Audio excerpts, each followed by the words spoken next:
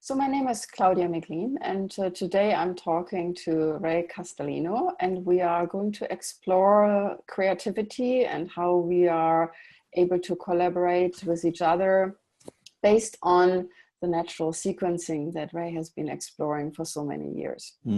Okay, great. Good. Yeah, thank you. I'm really glad to be here with you.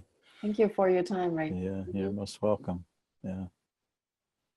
So where do we start? What question do you want to start with? Yeah, so Ray, so your work that was introduced to me about a year ago had a tremendous impact on not only me, but also the community that I've been part of, exploring your work as a modality to really bring new visions and ideas into the work. And first I wanted to maybe briefly touch on the principles that are part of our guideline. And how important they are when groups, and with group, I'm really defining anything that is more than, that is two people and more. Yeah. So how this plays into the domain of collaboration, and possibly also how it helps really to sit with new ideas and help them to emerge. Yeah. In our nonprofit family setting, BEBA, Building and Enhancing Bonding and Attachment, that I began with Wendy Ann McCarty, 1993. In order to work with families, we discovered that the families need to be in harmonic resonance with each other. And we held the question, what brings the family together, or what brings a small group together so that they can work together and be in mutual support and cooperation and grow together, and do that in an optimal way so that the babies and prenates and babies and children can grow into their fullest potential in the most efficient, eloquent, beautiful way. So Wendy and I began discovering these principles, and I actually put them together, several of them together, by working in small womb surround process workshops with adults, with the intention of looking at early experience, prenatal conception, prenatal birth experience, and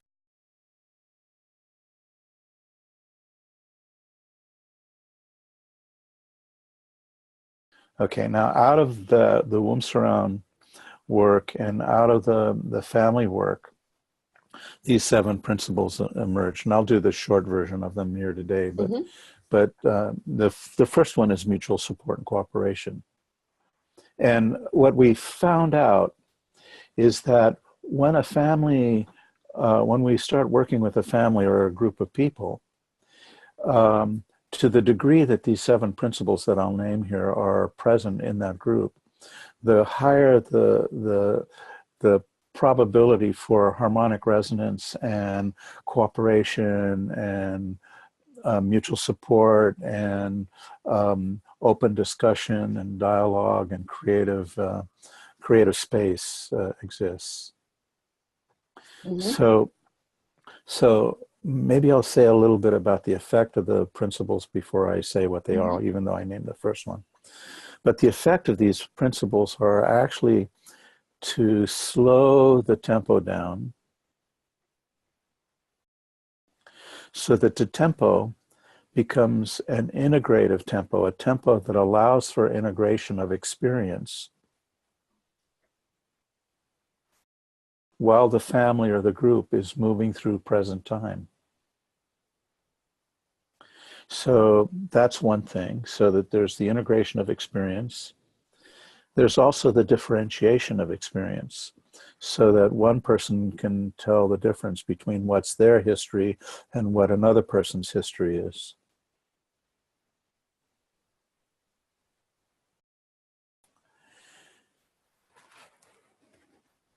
There's also what happens when these principles are in active in how, what's the word? They're in active process.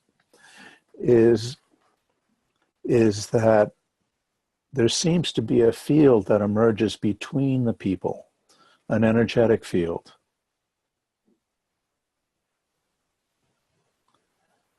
And that energetic field is consistent with a confluent social nervous system. So the social nervous system is online. We could look at Stephen Porges's work and the work that the Germans and the Italians have done with the mirror neuronal system. But what happens is the group or the family comes into harmonic resonance in a way where they flow together and develop levels of connection and in physics terms, harmonic resonance. So the principles are, as I said, mutual support and cooperation.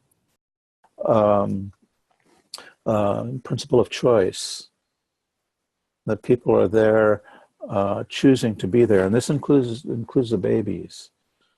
The principle of choice allows for a person to be present in the moment and step by step going from moment to moment with the felt sense of yes. And if a no comes up, if the feeling of no comes up, that there's room to explore that so that they can come into resonance with themselves and make a choice.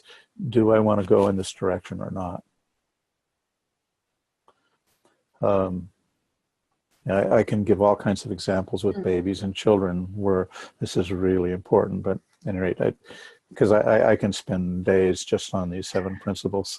Okay, so there's the principle of choice. Then there's the principle of what we call the principle of the pause. These are self-regulating principles, but in any social engagement or any activity, it will happen where one person or more than one person in that grouping comes into dissonance, either within themselves or with each other. Something happens that that brings up some part of their history or some blueprint that they have to come into connection with and come to peace with, in order to be able to integrate their experience as they're moving with the other people in that grouping. So the principle of choice and the principle of the pause are really important. We use the principle like I need a pause. If I feel myself get activated in a way where my own nervous system, my own energy field moves out of a functional range, or I go too fast or too slow, I start to lose contact or activate so much that I'm not in present time and in present connection, then one of the things we do is we take pauses so that we can have the support, reach out and get the support we need to come back into resonance with self and other.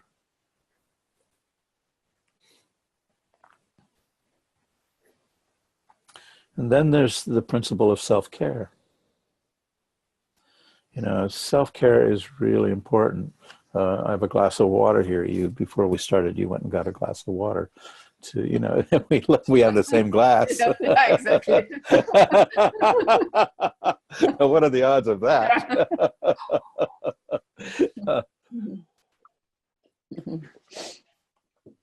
But self-care, basic needs: eat, sleep, hydrate, pee, poop, connection, touch, self-care. So self-care is really important. And the metaphor that I like to use, like if a mom, a pregnant mom, is tired, what would the best thing for her to do for her baby if she's tired? Resting. It would be to rest or take Yeah. a nap or sleep. Mm-hmm. Mm-hmm. So that's an example of self-care. So if anybody in the group has a need, and that they attend to that need and have support to attend to that need, it helps everybody else in the group, especially helps the babies. There's all kinds of things about layers of support and so on, which is a whole other discussion. But okay, so self-care. Then there's another principle which I call brief, frequent eye contact.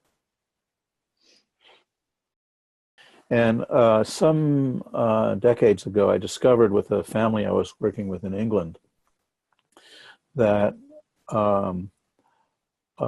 that they were not making eye contact. The parents were not making eye contact with each other. All their attention was on the baby. You know, like when someone brings a baby into a room, where does everybody's attention go? And one of the huge problems that new families have, but we have in our social world anyway, is to make brief eye contact with the felt sense of mutual support and cooperation. If that happens, if we're mutually supportive and we're in cooperation with each other, if that happens, we make brief, frequent eye contact, what we experience is a gentle oxytocin surge. It's the love hormone that happens. It feels good, which is not so easy to establish. Like I can look into the camera right now, but it's not so easy to establish with our all our electronic equipment and iPads and you know, Androids and God knows what you want to call those things. But you know, but in presence, when people make eye contact and are mutually supportive of each other, it increases the flow of energy between them in a resonant way, where it increases the mutual support and cooperation. With parents, when they do this, they can actually see the effort that the other is putting out. But if they're missing eye contact, one's going off in their own world, or they're concentrating so much on the baby or the child, what'll happen is they'll lose each other and they'll start to go onto parallel and different tracks. They'll hand the baby back and forth, but they'll miss the connection with each other. So brief, frequent eye contact is really important. We advocate that parents or people in a small group actually about every 2.5 minutes just look to see if somebody else is present for eye contact. And it's not an expectation that somebody else has to look back, but just doing that. And when the eyes meet, just briefly, these are not the long 7+ seconds, you know, eye gazes where you can get lost in each other. It's not that at all. It's just brief, frequent eye contact, brief and frequent. Okay, so then there's another principle that has to do with touch and attention. How we come into touch contact with each other, with babies, with children, that we're giving people information about what we're doing, and there's mutual consent. That's basically that. And so the principle of choice is involved in how we connect with each other with each other through touch and develop intimacies and so on. And then I think I've got 6 down. Is that right? 6. Yeah. Okay. So then the 7th is the principle of confidentiality, which basically is any information that I put out or that we put out or that happens in the group, that stays with the group unless the people in the group or the individuals in the group give their express permission for it. So I'm not going to take information about you and give it to somebody else unless I have your permission for that. And you certainly have permission from me to use to use this interview. Yeah. Yeah, yeah. So those are the 7 principles.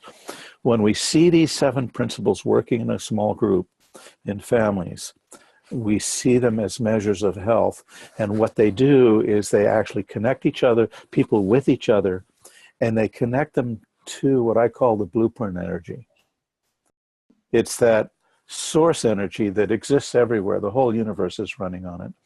And that source energy is in very slow rhythmic oscillations, expanding and contracting. Every cell, every atom, every quark, every solar system, going from small to large, from microcosm to macrocosm,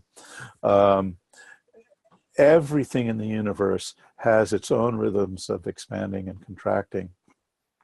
And what we find in social groups, in small social groups, that there's been a few of us, a few of my colleagues and I have been working on this.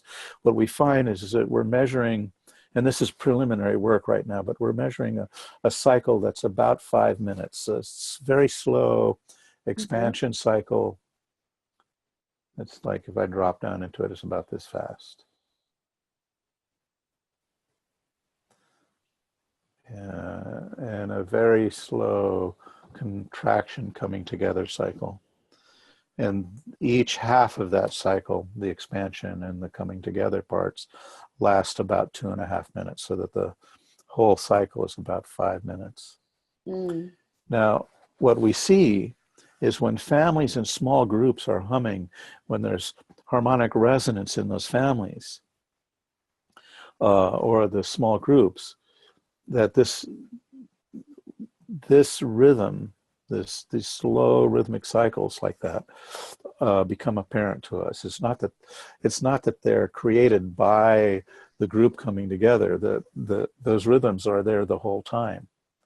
But when the group comes into resonance with them, like a sports team, for example, if you watch a basketball game or a soccer game, there's in sports they talk about the team being in the zone, and they're moving very quickly. Mm-hmm. But in the zone, there's a very slow underlying rhythm that connects them all together and allows them and facilitates them to do rather amazing things, like put baskets into hoops and get the ball into the goal and so on. Mm-hmm. The term flow, being in the flow, actually is one of the terms that has been used in this. So if a team is in flow, if we are ourselves in flow with this, that's right. The humming. I really like the humming. Other notes, like it's the resonance, the pulsation, that's right, oscillation of the universe.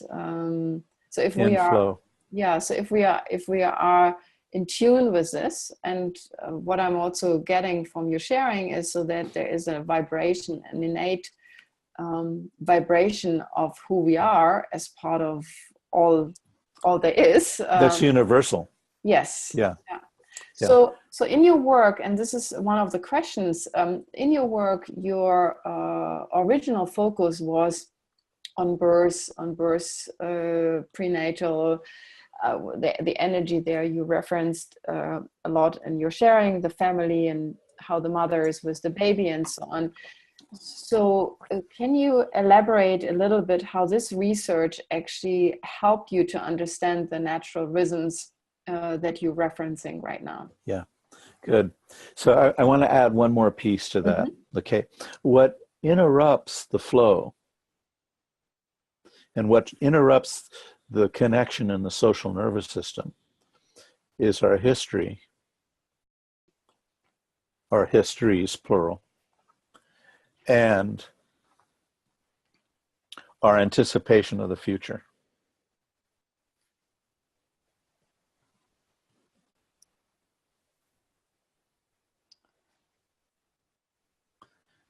Because the only time the flow can happen is in the present moment.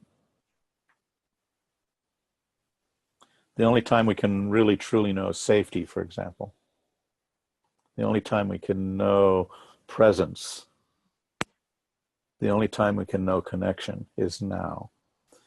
If we are caught up in our history, whether it's our national histories, our world history, our political histories, when we're caught up in our histories, or our personal traumatic histories, or our ancestral histories, when we are caught up in those histories, and most of us, to some degree or another, large degrees actually, are caught up in those histories in quite unconscious ways.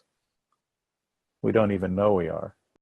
And those histories, as consciousness comes into the creation, as babies are born, the experience of coming into the creation, of our consciousness coming in, of gestating in the womb, of getting born, our early days and weeks and months of life, all of those experiences leave imprints and shape the way we grow.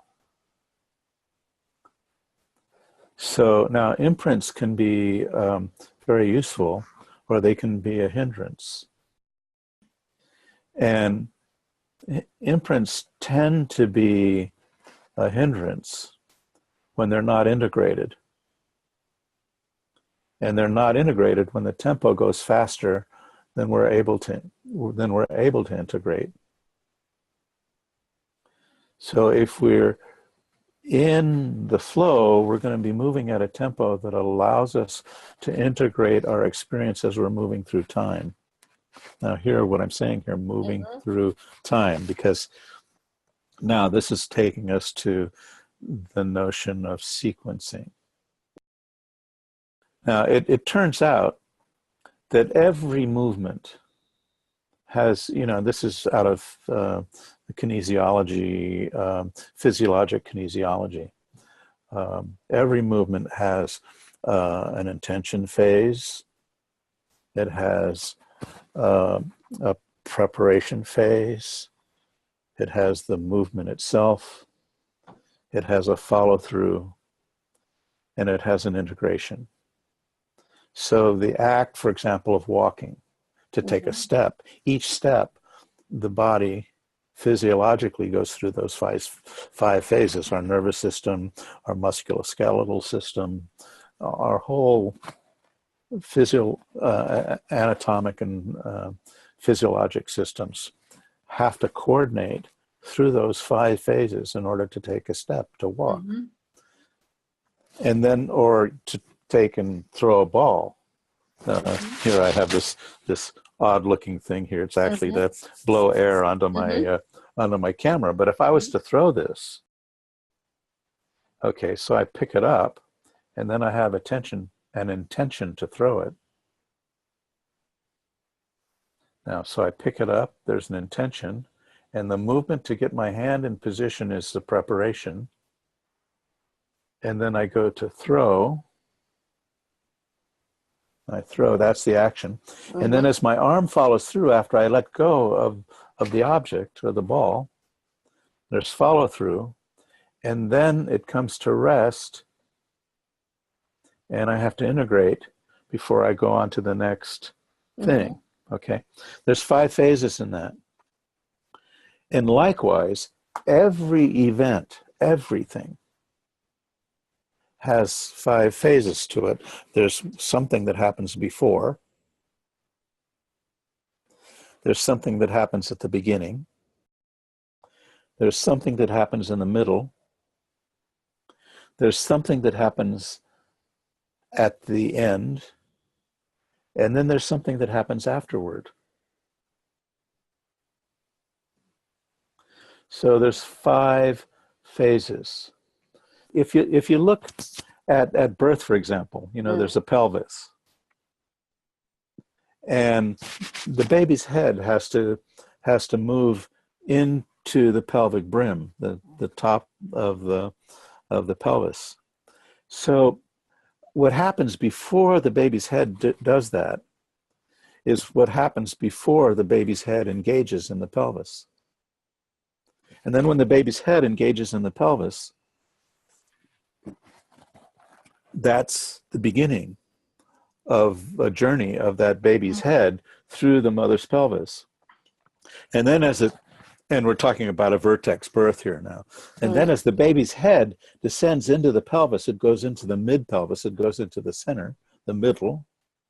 It has an experience there. Often has to rotate depending on the nature of that baby's journey and the mother's pelvic shape. And then when the baby's head is born, it emerges through the cervix and into the world.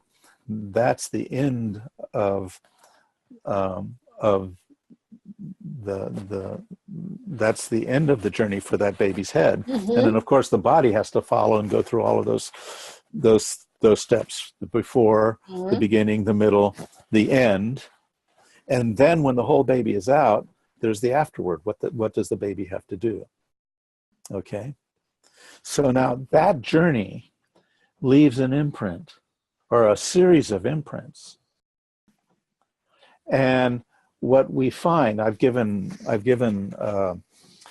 well, I'm getting excited here because there's a study that I'm doing, and I would love to get a graduate student to work with me because I'm creating I'm creating a, what do you call it? I'm creating a course where I can do this with a number of people. And then I want to collect data on what the people find in terms of their own journeys and how they relate those journeys to their birth. Now, I've already done this with 400 to 500 people through my trainings, and I've both in Europe and the United States. So I've done this with 400 to 500 people, and we already see that there's a high connection between what people do in their life every day. Every time they're about to start something, or before they start something, they go through something. Then they start whatever it is. And then they have to work to get past that. And then they get to the middle, they go through something in the middle of it. Then they get to the end of it, they go through, usually people start to rush right before the end. And they start to get faster. And then they finish it and they merge out the other side, or they don't finish it. Maybe something happened and they don't follow through and they don't finish it. Or they finish it and they come out the other side and then something happens there. Yeah. So and part of your work is also then after the completion to give another pause and to give some space before. Oh, right. Yes. I think that's also a very important part that we usually in our day-by-day rhythm of action, doing it and on and on and on. So we don't really have the element of pause in there too. That's right. I mean, so what we're seeing, this is just one example of where a set of imprints affect one layer of our experience, and this is sequencing. So now what we're doing is we're looking at how our early experience affects the way we sequence. Like, for example, if like you're in school, if you have to write a paper, or you're writing your thesis. Many people, they kind of dabble, they go away from it, they come back to it, they go away from it, they come back to it.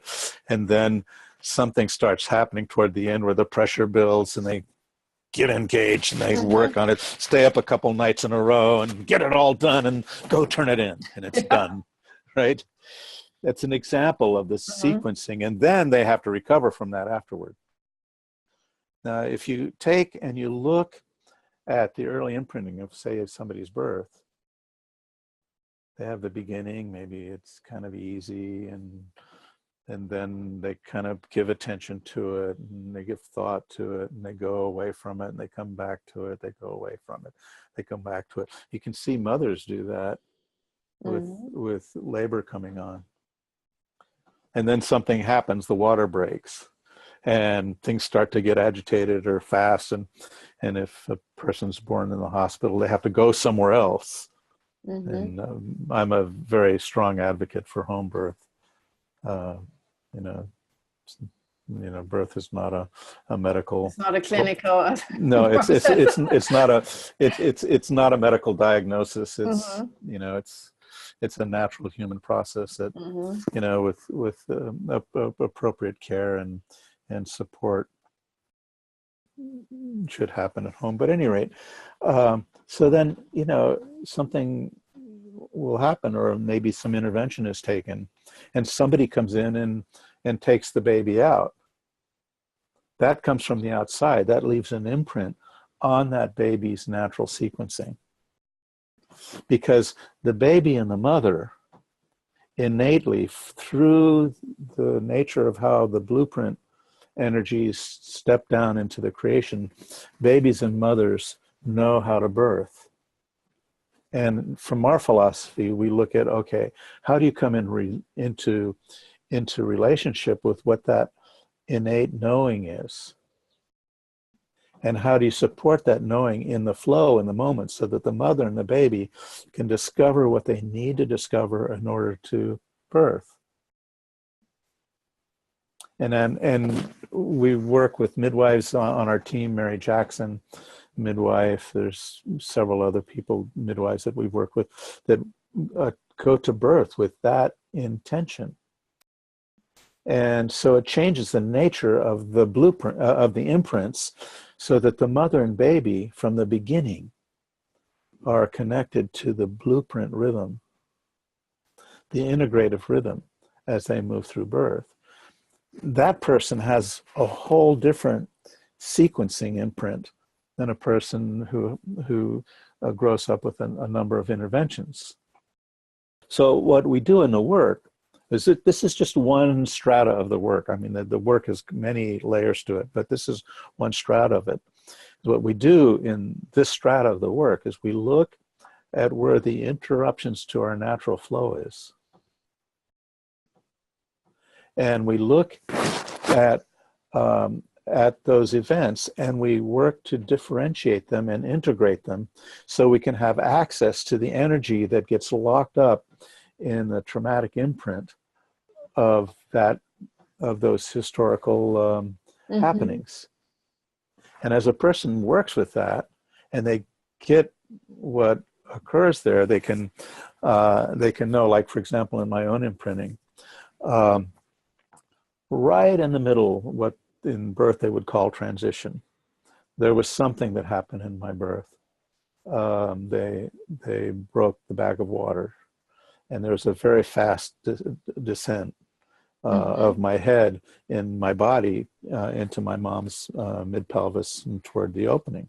It was very effective in terms of the obstetrician and the birth happening, but it dissociated me. It happened so fast. That's in my own memory. Now, what happens when I'm doing a project, I start out the project, I go doing fine, and then I get into that right in that place, and all of a sudden something happens and I disorient and I lose connection with what I'm doing. And it takes a lot of work to find out, whoa, what happened? Where am I? And now that I'm aware of that occurring when I'm doing whatever that project is, I can feel that energy start, and I go, oh, that's the energy from that history. And right now, what my intention is to do this. My intention is to follow through on this project and write this paper, or write this article, or finish this conversation I'm having, and to move through.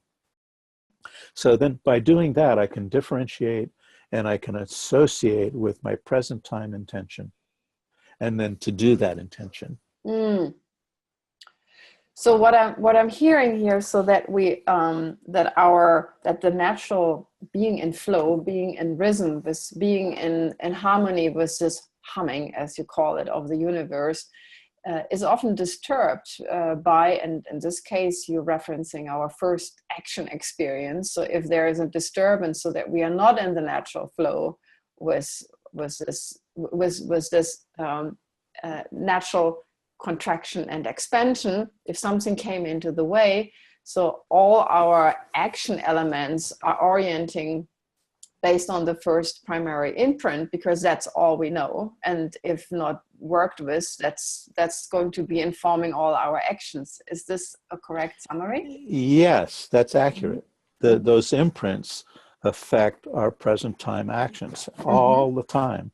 Mm-hmm. And by the way, birth is not the first primary imprint. I mean, it starts with our ancestors, then you have conception, you have gestation, you have birth, and you have afterward. You know, in early life, I mean, there's imprinting is happening all the way along the way. So when the womb, the mother is well supported, when the family is well supported and the family is living in the natural flow, then what happens, or they're doing it enough. I mean, not that anybody can do it 24/7, but when it's happening enough, what happens is the babies learn how to reference the blueprint and the blueprint energies. And that happens in the matrix fiber of the relationships in the family. It's the relationships that actually allow the nervous system and the body energy and the body to grow in a confluent, well-organized way. And so it's not just the individual in relationship to themselves, it's the individuals in relationship to each other in a social context. All of this happens in social context. Birth is a social activity. It's not a singular activity. A baby never gets born by themselves. A mother never gives birth without a baby. Now, so now you take this and you look at the baby coming, how do you say it? The baby coming skin to skin with the mother. Now, this is a really important thing, because what will happen is the mother and the baby will co-regulate. If the environment is quiet and supporting that baby and mother in the time after birth, you mentioned the pause there, what will happen is the baby skin to skin with mother, the baby's nervous system will settle and the mother's nervous system will settle, and both of them will be doing it with each other, and the mother benefits as much from the baby's presence and touch as much as the baby is benefiting from the mother's presence and touch. They're co-regulating. And the father or partner has a really important role there. That person is a support person to see that that mother and baby have the space and the time and are protected, so that they can just deepen in that connection. And then if the father's supported and the mother's supported, and you have layers of support around that, the field opens. Those slow rhythms that I was talking about before are present. The blueprint is manifest, the slow rhythms. And everybody comes into co-regulation with each other. And that co-regulated field allows for optimal growth for the baby, optimal connection, bonding from the mother to the baby, attachment from the baby to the mother, optimal bonding and attachment, and the quality of relationship that allows the baby and the family to flourish.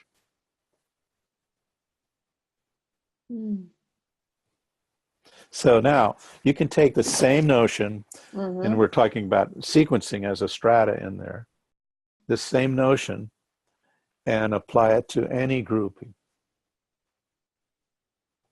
You know, all you have to do is doesn't matter how big the group is, all you have to do is have that group focus on the same thing at the same time. You know. So which brings us back to the what you said earlier, and the word that really comes to me is this being present in the moment. I think this is there's an element in there that we so often just don't really go into, is this presence the moment, and letting go of our where we come from our history and just really surrender fully into the moment. Sharma is referencing that as letting go as one of the most important parts, suspension, to really be fully present and sense with your full body, sense with your full being, to then maybe entrain yourself to this innate humming, the movement, the oscillation of what you referenced before. So I'm wondering, like, where is this in a birth process? The impulses are, of course, given by the attunement between the mother and the baby, unless there is an invention. So in groups, so this attunement, so that we really like co-sensing would be another word that Sharma is using in his work. When is this for groups happening, to set the same intention? So before we going into this action step. Yeah. What's the intention of the group? Mm-hmm. What preparation does that group do? And are they able to take that preparation and have that preparation build to the action steps and to completion and to follow through and to integration? So like your intentional community, you're coming together around a central focus, and you have a mission statement, and in order to fulfill that mission statement, you have to do preparation, so that like, how do you support the community? What does the community do in order to initiate the processes it needs to initiate to meet its intention, its mission? Mm-hmm. And then that naturally will evolve into steps. But now, here's the thing: every community, every family, or every pairing, or every relationship, when you add the present moment to it, and you add the notion of letting go, it takes being able to be willing to discover what the next step is. And if we overplan the future, we don't get to discover the next step. The next step will take us to the next step and the next step. Like, if you really follow babies, you don't really have to teach a baby how to lift its head. You just have to provide the environment for that to occur, and you have to be able to move with the baby so that the baby gets reflection of its own movements. If the baby does that, that baby will lift its head, it'll turn its head, will move itself to his or her mother's breast, will latch, will suck, will swallow, will learn how to nurse. And the mother and the baby learn how to do that together. They have to discover that together. And if we come in with all kinds of intention of getting that baby to the breast, it thwarts the process. The baby will bounce off. There'll be a lot of tension in it. So if we actually really learn how to move with our babies, they can teach us the natural rhythm. And they can teach us how to discover moment to moment, because that's who they are as beings. So if you take a group, a grouping of people, and you look at the sequencing that happens, different people will have activation points and imprint activation points at different places based on their own experience. So the group itself has to have some process that it engages in. The family does that. A couple need to have that they engage in, so that they can discover where the interruptions to the natural flow are coming from. And if they do that, they'll discover them. They're coming from history. And they're coming from history that happened before they met each other. Yeah.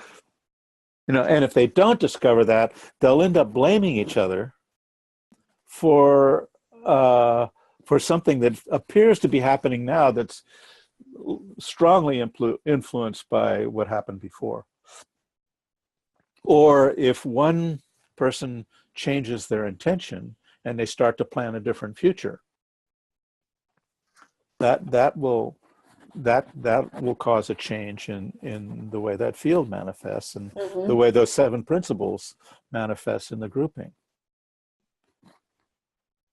So what I'm hearing here, so it's really this sensing into there's our own rhythm that we have, but also sensing in the collective field that you're referencing the family right now, but this can be applied to every group, to every organization, so that there is time and space to really first really attune back to our own, you're calling it also our internal rhythm, so our innate, flow, how we are really flowing, getting familiar with this, knowing when we're going in and out of our flow. And the same also for the group. So we have the 2 bodies that we want to resonate together in the resonance of the bigger space of the universe. Yeah. So there's something I want to name here too. Is that there's the internal rhythm that comes from each one of us, our inside journey and our connection, our individual connection with the source. And then there's how the group reflects that. And the baby grows when they get accurate reflection to their own internal connection. The baby grows more efficiently. So that's where the co-regulation comes in. And babies have to get it. They have to get it through touch. And most of us coming into life, especially through birth and after birth, and most of us, the whole developmental part of how touch happens got so convoluted because people were doing medical examinations and sticking us with needles and taking blood out of our heels. Excuse me, I'm saying that way too fast. That interrupts all of that. I'm doing tests so that those interruptions change our perception of how we come into relationship. So in order to come into relationship in an effective way, we have to come into the present moment and realize that in this moment, what happened historically is not happening. Like right now, I'm in this room, you're in that room, we are communicating through cyberspace, and between you and me, there's not a whole lot happening. There is a lot happening out in the world out there, but right now we're just having this conversation. There's not much going on, and we're getting to know each other. We just met each other this morning, and it feels like we like each other. I like you. And we have common interests. So as we're talking, we are naturally coming into harmonic resonance with each other. So conversation, we had already the 7 principles. I mean, they are already helping to really create this resonant field. That's correct. Yeah, and it's almost like the principles creating the resonance field, and then it's on the practitioners within the field to really have the ability to let go of the. Well, this is maybe the question: can we really let go of our imprints, or can we just put them aside and saying, like, when they come up, like, yeah, there's all kinds of strategies here. Yes. One of the things that we've learned through studying the trauma work, there's Peter Levine's work, and in my work, I reference Randolph Stone's work, polarity therapy, the craniosacral work. Body energetic systems. Now, here's the thing. Everything that happens in the history takes energy. And to hold the memory of something takes energy. So the bigger the events, the bigger the imprints are, the more energy they take. So when we speak about integration, if you like, okay, I'm just going to be positive, and I'm going to go positive. Well, what happens to all the energy that's locked up in my shadow? What happens to all the energy that's been accumulated through all of this imprint? And not all imprints are deleterious. Not all imprints are going to affect us in a disintegrating way. Some imprints are actually very integrating. So, so if I'm going to take all the, what we'll call the bad stuff and put it over there, it's going to stay there and just circle in that energy. And there's all kinds of medical problems that occur because some cells will sequester themselves and start acting independent of the host being, but they'll feed off it. They call that cancer. So the nature of the work we do is to actually integrate the energy and differentiate the history. It's not, you don't get rid of the history. The history always is there. We have to honor the history, however traumatic it is. Because as a young being, we came through that history, and as a young being, we identified into that history as if the history itself was ourselves. I am my history. I am my experience.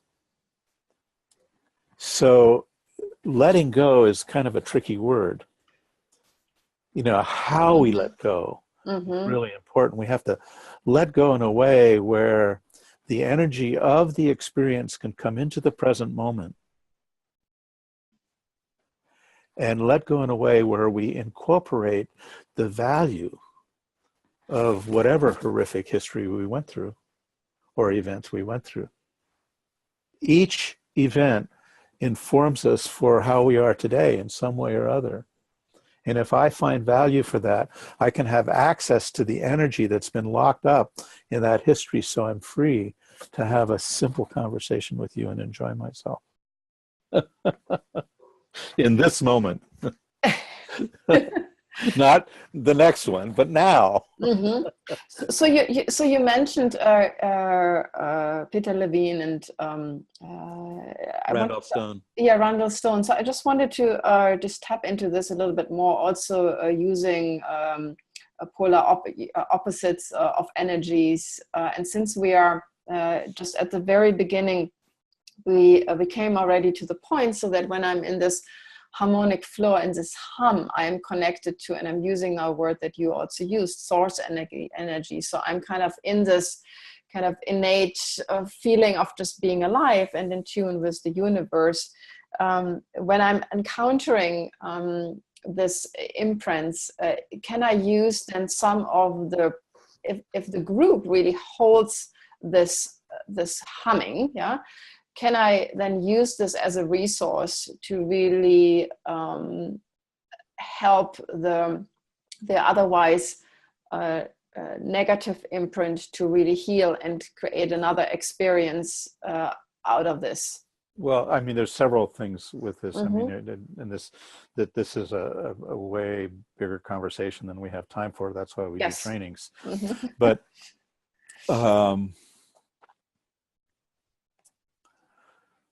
But one of the steps that needs to happen when, like, for example, if an agitation happens or a need for self-care happens, that it gets named. In the group setting, gee, I'm in agitation right now, I'm making an I statement, and I need some support around it, because I know that if I stay in this agitation, I won't be able to contribute in the way that I want to. So then if I sit with the agitation, and I also sit with the humming, with the natural flow of expansion and contraction, what that does is that gives me enough presence to be able to differentiate what was history and what is now.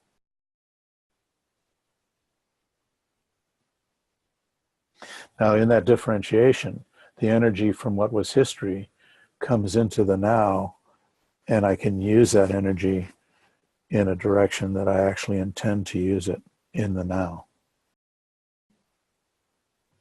Mm. But I'm honoring the history, Mm-hmm. and I'm honoring the history at the same time. Mm-hmm.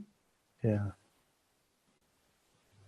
Well, thank you for this. I think this is a very important part that I, in my exploration of Sharma's work, I so many times, and also with the group work that I've been facilitating, because this letting go is actually far more complex. Yeah.